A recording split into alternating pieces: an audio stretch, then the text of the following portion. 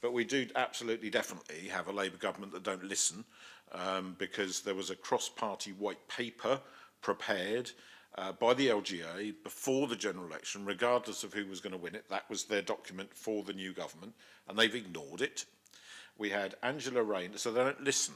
We had Angela Rayner talking to council leaders across the country straight after the general election, saying that she was going to forge a new relationship with local government.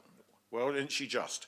So her new relationship with local government is to abolish most of it and start all over again with something else that she thinks is easier to deal with, because the Labour government would rather talk to a small group of people in a room and think that's a good way to find out what's actually happening in communities up and down the country, rather than continue to work alongside local government to make improvements, which we know is mainly about money.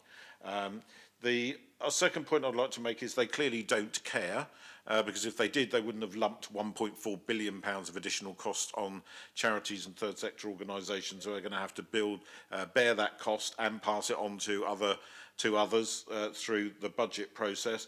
And they're clearly not competent, because they couldn't even work out that if you just taxed the winter fuel allowance, you would save nearly as much money as they're going to end up saving by having put hundreds of thousands of pensioners through hell over the course of the winter. And we know that the energy payment compensation that we put in place has at least done something to smooth that out for now in excess of over 1,000 low-income pensioner households. So they don't listen, they don't care, and they're not competent. Those of you who've been around a while might recognise why I'm referring to those three things.